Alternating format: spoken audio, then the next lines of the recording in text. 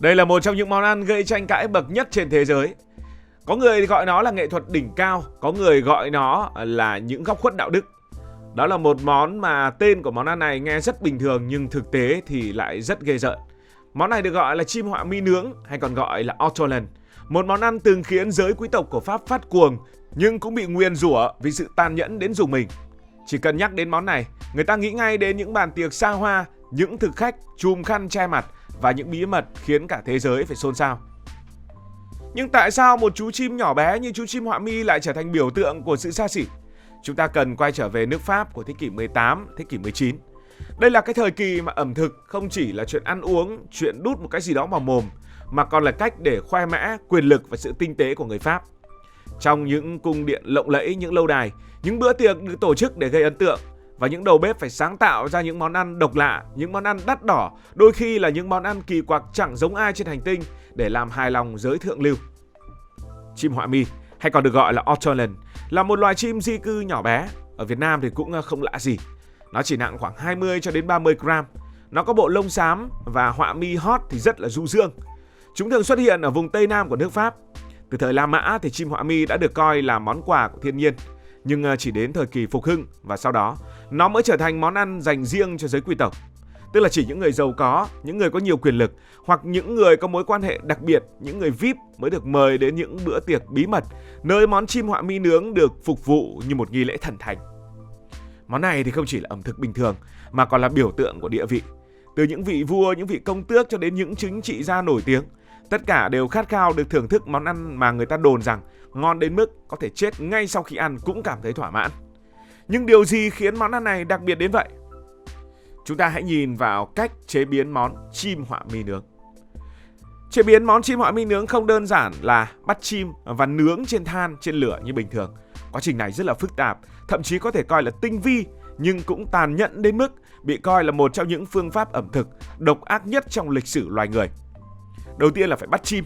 Chim họa mi sẽ được bắt bằng lưới ở trong mùa thu, khi mà chúng di cư từ châu Âu cho đến châu Phi. Sau khi bị tóm thì chúng bị nhốt trong những chiếc lồng nhỏ xíu, rất là chật và hoàn toàn tối tăm. Một số tài liệu ghi nhận rằng người ta cố tình chọc mù mắt con chim để giữ chúng trong bóng tối vĩnh viễn. Mục đích là gì? Mục đích là khiến chim mất đi khả năng nhận biết ngày đêm. Từ đó, chim ăn liên tục mà không ngừng nghỉ. Trong lồng, chim sẽ bị ép ăn những loại thức ăn giàu dinh dưỡng như là kê, nho, ngũ cốc và đôi khi là cả quả vả nữa. Chim bị nhồi đến mức không thể di chuyển và quá trình này kéo dài từ vài tuần cho đến 1 tháng. Kết quả là những con chim ban đầu vốn chỉ nặng từ 20 cho đến 30 gram, giờ đây có thể nặng gấp 2 lần, thậm chí là gấp 4 lần bình thường. Nó không khác gì những quả cầu thịt béo ngậy và căng tròn. Khi đạt kích thước mong muốn, chim họa mi phải đối mặt với một số phận kinh hoàng. Chúng bị ghim sống trong rượu Armagnac, một loại rượu mạnh đặc trưng của nước Pháp. Những chú chim vẫn còn sống, vẫn thở, nó sẽ bị ném vào thùng rượu, nơi chúng bị ngạt thở và chết dần. Quá trình này không chỉ kết liễu chúng một cách đau đớn, mà người ta tin rằng còn giúp thịt chim thấm đẫm hương vị nồng nàn của rượu. Những người Pháp tin rằng cái chết trong rượu này mang lại một hương vị độc đáo, kết hợp giữa vị ngọt của thịt, vị béo của mỡ và sự cay nồng của Armagnac. Sau khi ngấm rượu rồi thì chim được làm sạch lông nhưng vẫn giữ nguyên phần lòng, phần nội tạng. Đây là phần quan trọng tạo ra hương vị đặc trưng. Chúng sẽ được đặt trên khay và nướng trong lò ở nhiệt độ cao khoảng từ 6 cho đến 8 phút. Kết quả là những chú chim có lớp da vàng óng, bóng loáng, căng mọng như một quả ô liu to, với mùi thơm quyến rũ từ lớp mỡ tan chảy và nội tạng ở bên trong. Hương vị này được mô tả là sự hòa quyện hoàn hảo giữa vị ngọt đậm đà của thịt, vị béo ngậy của mỡ và một chút hương vị hạt rẻ từ quá trình vỗ béo.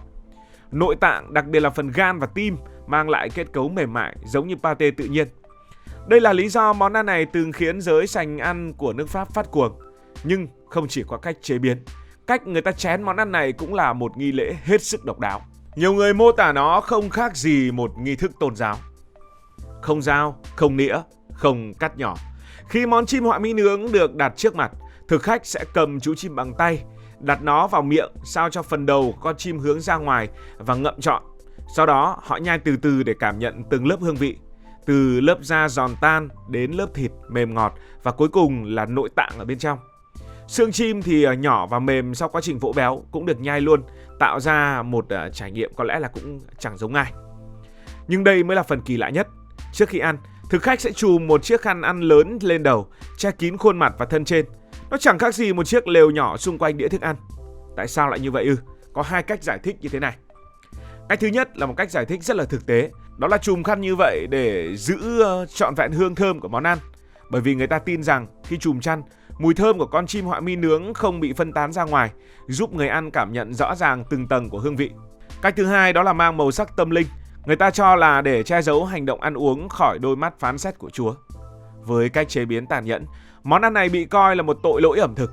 Việc chùm khăn khi ăn như vậy, chùm kín đầu không chỉ để thưởng thức, mà còn là cách thực khách đối mặt với sự xấu hổ hoặc tránh ánh mắt nhìn nhận của những người xung quanh. Dù từng là biểu tượng của sự xa hoa và thậm chí là cả sự độc ác, món chim họa mi nướng từ lâu đã trở thành tâm điểm của những cuộc tranh cãi nảy lửa tại nước Pháp. Những người yêu thích nó ca ngợi nó là một kiệt tác ẩm thực, trong khi những nhà hoạt động bảo vệ môi trường lên án nó là biểu tượng của sự tàn nhẫn và ích kỷ.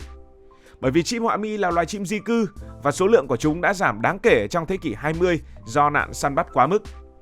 Theo các tổ chức bảo vệ động vật, hàng chục ngàn con chim bị bắt mỗi năm chỉ để phục vụ món ăn này và đẩy loài chim họa mi đến bờ vực tuyệt chủng ở một số khu vực. Việc nhốt, ép ăn và giết chim một cách tàn nhẫn cũng bị coi là vi phạm những tiêu chuẩn đạo đức về quyền động vật. Thế là năm 1999, Liên minh châu Âu đã ban hành lệnh cấm săn bắt chim họa mi để bảo vệ loài này. Tuy nhiên tại Pháp, món này vẫn được phục vụ một cách lén lút và bí mật trong một số nhà hàng cao cấp cho đến năm 2007, khi chính phủ Pháp chính thức cấm hoàn toàn việc chế biến và bán món chim họa mi nướng. Dù bị cấm, món này không biến mất hoàn toàn. Theo tờ The New York Times, mỗi năm khoảng 30.000 con chim họa mi vẫn bị săn bắt và bán một cách chui lủi ở miền Nam nước Pháp. Giá một con chim trên thị trường chợ đen có thể lên đến 150 euro, tức là khoảng 4,4 triệu đồng. Những đầu bếp và thực khách đam mê vẫn tìm cách để lách luật, tổ chức những bữa tiệc bí mật trong biệt thự hoặc những nhà hàng kín đáo. Điều này cho thấy sức hút của món ăn vẫn mạnh mẽ, bất chấp tranh cãi và lệnh cấm. Và có thể một phần sức hút này đến từ những nhân vật nổi tiếng đã từng thưởng thức nó. Cựu Tổng thống Pháp, đó là ông François Mitterrand, có lẽ là nhân vật nổi tiếng nhất liên quan đến món chim họa mi nướng. Vào đêm giao thừa năm 1995, khi đang chiến đấu với căn bệnh ung thư tuyến tiền liệt giai đoạn cuối, ông đã tổ chức một bữa tiệc xa hoa tại nhà riêng. Bữa ăn gồm có rất nhiều món, từ gan ngỗng đến gà lôi, nhưng tâm điểm là 2 con chim họa mi nướng.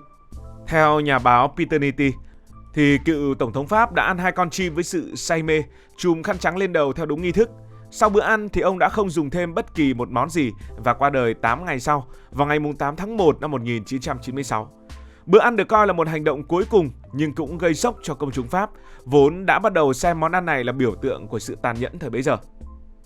Hay như ông Benjamin Disraeli, Thủ tướng Anh vào thế kỷ 19, cũng là một người hâm mộ món chim họa mi nướng.